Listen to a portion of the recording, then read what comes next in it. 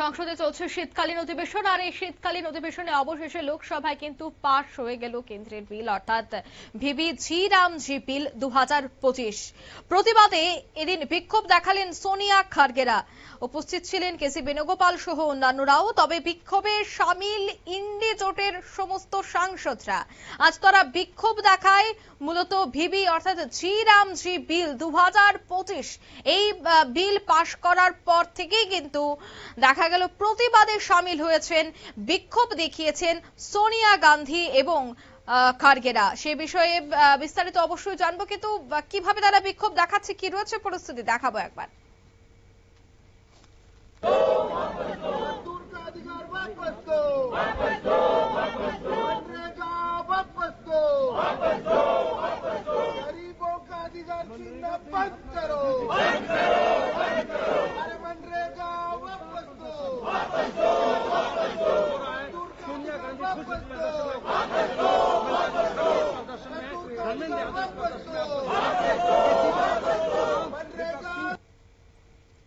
আপনারা দেখলেন বিরোধীরা বিক্ষোভ করছে। তবে সংসদের 2025 সালে শীতকালীন অধিবেশনে 18 ডিসেম্বর তীব্র বিক্ষোভ এবং হট্টগোলের মধ্যেই লোকসভায় ভিবি জি রামজি বিলটি পাশ হয়েছে। এই বিলটির পুরো নাম হচ্ছে বিকশিত ভারত গ্যারান্টি ফর রোজগার অ্যান্ড জীবিকা মিশন।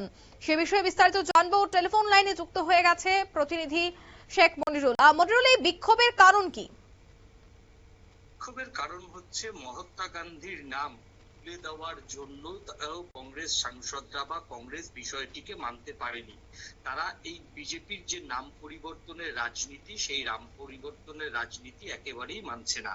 মূলত কংগ্রেসের যারা শীর্ষ নেতৃত্ব সোনিয়া গান্ধী, প্রিয়াঙ্কা গান্ধী এবং মল্লিকার্জুন খার্গে এআইসিসি প্রেসিডেন্ট, তার মূলত অভিযোগ যে মহাত্মা গান্ধীর নাম দেশের নতুন প্রজন্মের কাছে যাতে না পৌঁছায় এবং মহাত্মা গান্ধীর স্মৃতিকে মুছে দিতেই এই ভিবি জি রামজি বিল 2025 আজকে পাশ করিয়েছে কেন্দ্রীয় সরকার।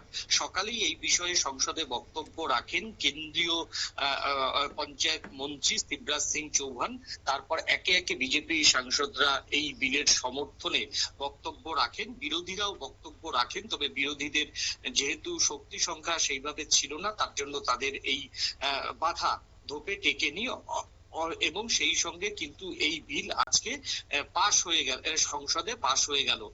প্রতিবাদ এরপরই কিন্তু প্রতিবাদ দেখায় কংগ্রেস সহ অন্যান্য দলের সাংসদরা। বিশেষ করে আজকের এই প্রতিবাদ কর্মসূচিতে অংশগ্রহণ করেছিলেন সোনিয়া গান্ধী। তিনি শারীরিকভাবে বহুদিন ধরেই অসুস্থ, কিন্তু এই পার্লামেন্টের অধিবেশনে, শীতকালীন অধিবেশনে কিন্তু তিনি নিয়মিত প্রত্যেকদিন হাজির থাকছেন। তার নেতৃত্বেই মূলত আজকের এই বিক্ষোভ কর্মসূচি হয়েছে। বর্ষিয়ান খার্গে এআইসিসি প্রেসিডেন্ট, তিনিও ছিলেন, অন্যান্য সাংসদরাও ছিলেন।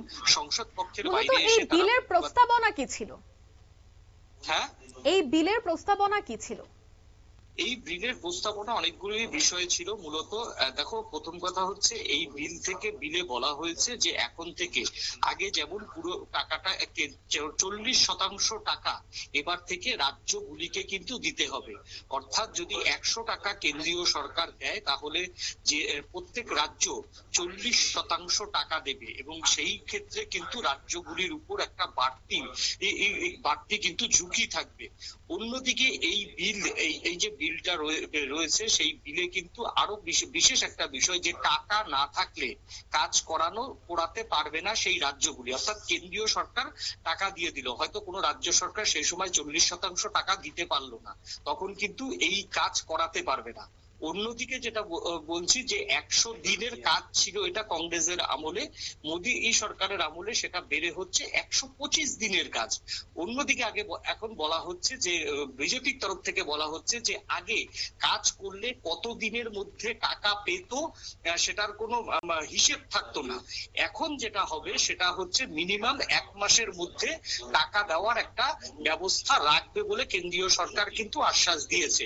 অন্যদিকে যে যারা কাজ করে তাদের কিন্তু এবার জিপিএস সিস্টেমে তাদের কাজ কিন্তু নজরদারি চালাতে পারবে। অর্থাৎ কেন্দ্রীয় জিপিএস সিস্টেম, আগে যেমন ছিল জব কার্ড, পঞ্চায়েতের মাধ্যমে জব কার্ড বিলি হতো বা পৌরসভার মাধ্যমে জব কার্ড বিলি হতো, সেই জব কার্ড নিয়ে কাজে চলে যেত, তাদের দেখভাল করতেন একজন সুপারভাইজার।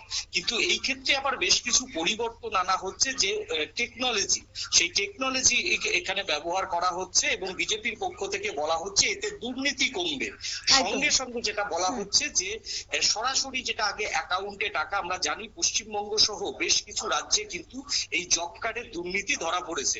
তার মধ্যে উত্তরপ্রদেশের সব থেকে বেশি জব কার্ড বাতিল হয়েছে। এর পরের স্থান কিন্তু, এর পরেও নাম রয়েছে পশ্চিমবঙ্গ সহ অনেক বিজেপি শাসিত নাম রয়েছে।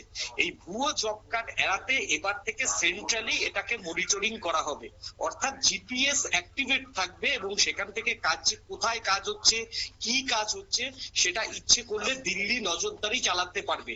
সেই জায়গাতে বিরোধীদের অভিযোগ যে রাজ্য সরকারের কাজে অযথা হস্তক্ষেপ করার জন্য কেন্দ্রীয় সরকার নজরদারি চালাতে এইসব সিস্টেম করছে। কিন্তু তোমার হচ্ছে এই যে মানে তথ্য প্রযুক্তির যে সিস্টেম, সেটাতে কিন্তু কোনো রাজনৈতিক দল বাধা দিচ্ছে না। তারা যেটা জানাচ্ছে যে এই সিস্টেমটা থাকতে হবে রাজ্যের হাতে। এই নিয়েই মূলত আজকে শাসক বিরোধীর চর্চা হয় পার্লামেন্টে। ধন্যবাদ। অর্থাৎ একদিকে যখন বিরোধীরা দাবি করছে যে এই বিলটি মনরেগার মূল কাঠামোকে দুর্বল করবে এবং রাজ্যগুলির উপর আর্থিক বোঝা চাপিয়ে দেবে, ঠিক অন্যদিকে বিরোধ বিক্ষোভ চলাকালীন বিরোধী সাংসদ বিলের কপি ছিঁড়ে ফেলেন এবং বিলটি সংসদীয় স্থায়ী কমিটিতে পাঠানোর দাবি জানান, যা স্পিকার খারিজ করে দেন। নিয়ে নিচ্ছি ছোট্ট একটি বিজ্ঞাপন বিরতি, সঙ্গে থাকুন।